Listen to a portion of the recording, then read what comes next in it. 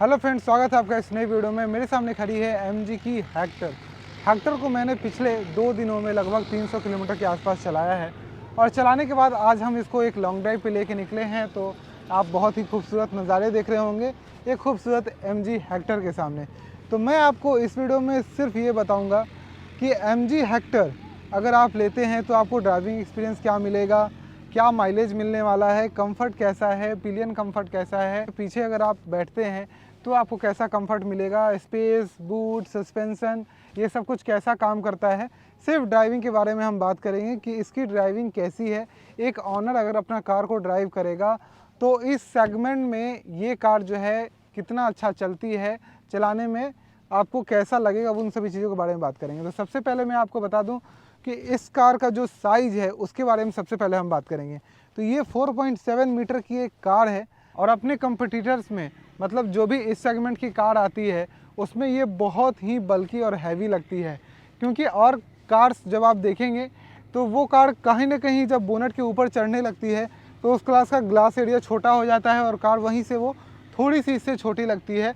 जैसे हम टाटा सफारी और हैरियर को ले लें, इसके सेम प्राइस सेगमेंट के आसपास में आती है तो वो थोड़ी सी वहाँ दब जाती है, जो कि यहाँ पे अगर हम देखें तो ये थोड़ी सी उठ जाती है। मैं आपको यही बताऊं तो कि ये डीजल वेरिएंट है, तो डीजल वेरिएंट के बारे में कंप्लीट रिव्यू होगा। आप टाटा सफारी इस रेंज में लेंगे या फिर आप हैरियर भी लेंगे इस रेंज में तो आपको वो प्राइस रेंज नहीं देगा। आज भी मेंटलिटी के हिसाब से देखें तो अल्टो को लोग 3 लाख 2 लाख 3 लाख की कार मानते हैं, लोग नेक्सॉन को लोग 8-9 लाख 10 लाख की कार मानते हैं, और अगर देख लें सफारी को तो 12-15 लाख, स्कॉर्पियो को 13-14 लाख। भले ही इन सभी का दाम जो है आज के रेट में लगभग 3-4 लाख, सब में 5 लाख ऐड कर दीजिए, उतना बढ़ चुका है।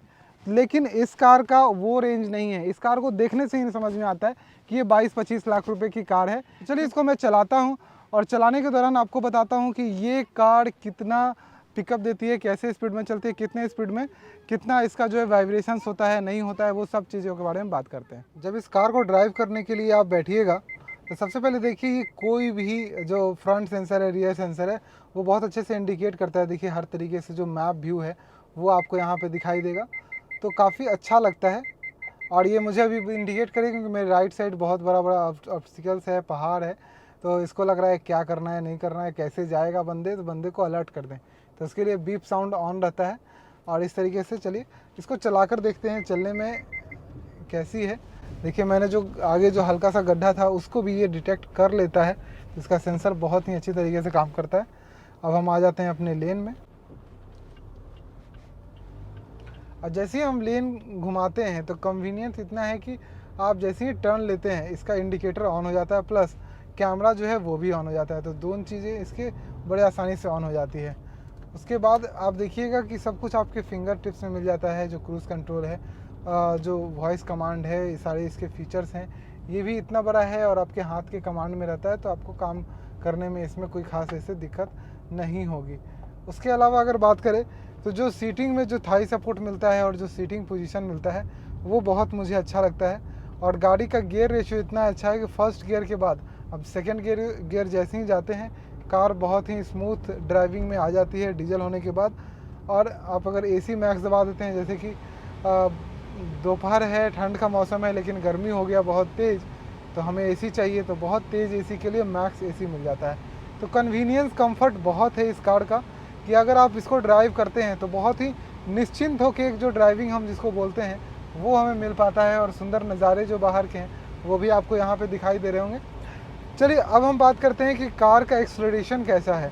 तो एक्सेलरेशन के लिए मैं आपको बताऊं तो जब इस कार को आप चलाइएगा तो 50-60 की स्पीड में जैसे ही आप जाते हैं और फोर्थ गियर आप लगाते हैं 60 की स्पीड के आसपास, तो उस समय जो टॉर्क होता है वो इतना कम होता है कि कार आपकी 1200, 1300, 1400 RPM पे चलती है, जिसके कारण आपको बहुत ज़्यादा स्मूथनेस फील होगा कार में।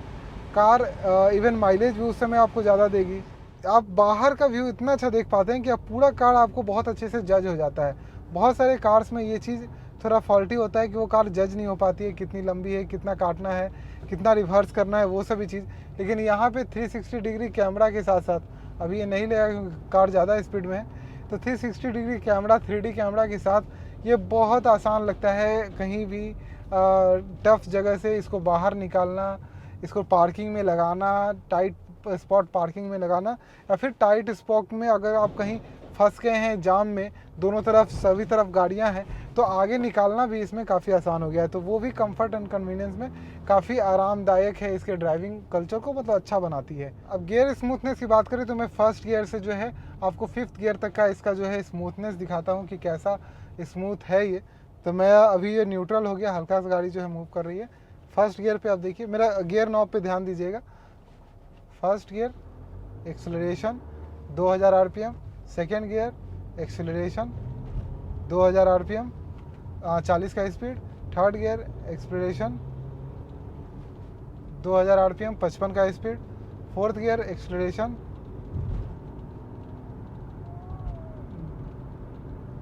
2000 आरपीएम 70 का स्पीड, और फिफ्थ गियर एक्सेलरेशन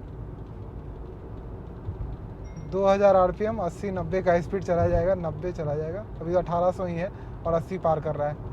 तो ये लगभग जो मैं आपको बताऊं, जो मैंने टेस्ट किया है, मैं आपको वीडियो भी दिखा देता हूं। अगर आप ध्यान से देखिएगा तो ये कार जो है वो 12,000 किलोमीटर चल चुकी है, और 12,000 किलोमीटर के बाद अगर हम देखें तो इसकी जो स्मूथनेस है वो अभी भी बहुत ही अच्छी है। इस कार को जब हम पिकअप देते हैं, जब अच्छे से चलाते हैं, जैसे भी चलाएं, ये कार कोई भी ऐसा, एक होता है ना कि हम ब्रांड न्यू कार जो है वो मीडिया ड्राइव पे चलाते हैं, उसकी एक बात होती है कि वो सच में ज़्यादा अच्छी चलती है। लेकिन यहाँ पे ये कार 12,000 किलोमीटर चल चुकी है और ज़्यादातर इसने टेस्ट राइड दिया है, तो हर तरह के लोगों ने इस कार को चलाया है।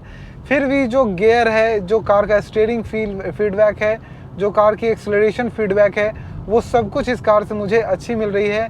6th गियर पे हम इसको 100 की स्पीड में चलाएंगे और देखेंगे कि 100 की स्पीड में ये कितने आरपीएम पे जो है वो चलती है। तो जैसा अभी 96-97 हो गया है, तो लगभग 1800 आरपीएम पे आपका ये कार 100 की स्पीड में चलती है। तो करेंट स्पीड के अनुसार 1600 आरपीएम 90 का स्पीड, और माइलेज जो है इंस्टेंट माइलेज आपको 17 से 20 के बीच का दिखा रहा है। तो आप समझिए कि अगर आप हाईवे पे लॉन्ग टूर पे लगातार चलते हैं 100 की स्पीड में, तो आपको लगभग 20 का माइलेज ये निकाल के देगी। उसके बाद जब लोकल में जाइएगा तो वो माइलेज को थोड़ा कंज्यूम कर लेगा, तो आपका ओवरऑल माइलेज 17 से 19 का हाईवे पे निकल के आ जाएगा, अगर आप लॉन्ग टूर करते हैं 400-500 किलोमीटर एक्सेट्रा इस तरीके से। तब माइलेज की बात करते हैं, तो जैसा कि मैं आपको इंस्ट्रूमेंट कंसोल पे दिखा रहा हूँ यहाँ पे, तो माइलेज आपको यहाँ पे मिल जाती है 350 किलोमीटर मैंने चलाया है इस कार को, और लोकल हाईवे में ये जो है 270 किलोमीटर लोकल चली है, जिसमें आपको 13.3 माइलेज दिखा रहा है, जिसमें हमने फोटोग्राफी की है, वीडियोग्राफी की है, सब में एसी ऑन रहा है। कार जो है वो खड़ी रही है बहुत देर। आपको 14 तक लोकल में माइलेज मिल पाएगा, और अगर आप हाईवे जाते हैं तो 17 से 19 के बीच का आपको हाईवे माइलेज डीजल वेरिएंट में मिल पाएगा।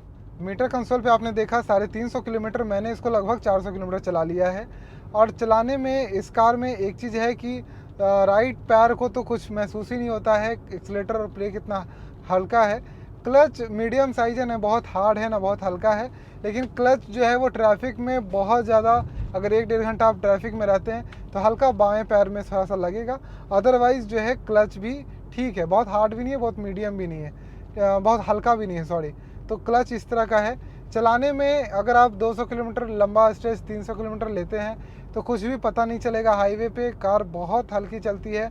जो दोनों एक्सीलेटर पेडल है, क्लच पेडल है, ये सभी पे बहुत ज़्यादा वाइब्रेशंस नहीं आता। इवन हाईवे के लिए आपके पास डेड पेडल भी दिया गया है क्लच के बगल में जस्ट, तो उस पर आप पैर भी रख सकते हैं।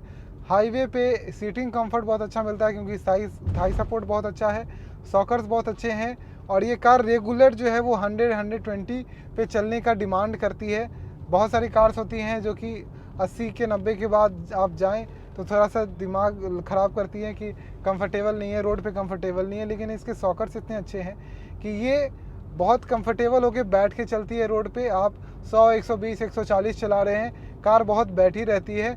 बम्प आता है तो आपको हल्का स्लो करना है, अदरवाइज़ आप अगर 4 लेन किसी एक्सप्रेसवे पे हैं तो 140, 130, 40, 50 की स्पीड में बहुत ही आराम से आप क्रूज़ कर सकते हैं।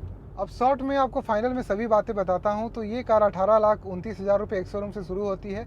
ये वेरिएंट टॉप वेरिएंट है जो कि 21,70,000 रुपये एक शोरूम की है। और ये कार अगर आप 20 लाख से 25 लाख की रेंज में कोई कार देख रहे हैं जो कि डीजल देख रहे हैं, तो इस कार में बेहतर टॉर्क पावर के साथ ये कार मिलती है। 170 PS power, 350 Nm torque, 6 gear transmission, बहुत ही यूनिक डिस्प्ले, एक इंटरनेट इनसाइड कार आपको मिलती है।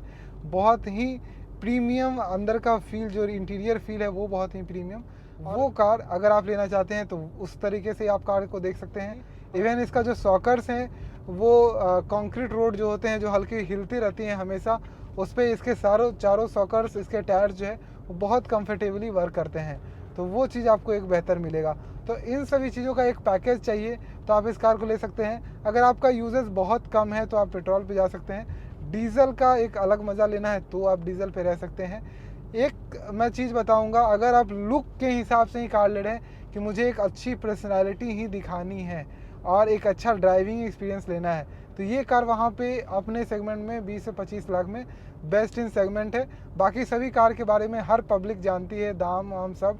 इस कार के बारे में लोग इस कार की खूबसूरती को जानते हैं, MG हेक्टर की कार आती है, हेक्टर आती है, ये सब जानते हैं, लेकिन प्राइस कोई जज नहीं कर पाता है, दिमाग नहीं लगा पाता है। और यूजुअल, जैसे कि अभी मैं थोड़ा साइड स्कर्ट्स में हूँ, बिहार के पटना से भी मैं राजगीर में हूँ, तो राजगीर में जहाँ भी मैं कार लगा रहा हूँ उस कार को लोग बहुत गौर से देख रहे हैं। तो एक नॉर्मल अगर कोई भी टाटा सफारी आती है, हैरियर आती है, जो और गाड़ी है जैसे इनोवा आती है, इनोवा थोड़ा महंगी भी हो जाती है फिर भी, लेकिन बोले तो उससे ये हट के दिखाई देती है कार, ये विदेशी कार है। इवन एक बच्चे ने मतलब बोल भी दिया 10-12 साल की, भैया अमेरिका से लेके आए हैं क्या, लेकिन नहीं, क्योंकि साइड में स्टिकर एक्चुअली यूके का, तो उसके कारण उसको लगा, लेकिन थोड़ा सा अलग हट के लग रहा है कार, तो उसका एक फील चाहिए आपको, तो वो आपको ये कार डेफिनेटली दे रही है।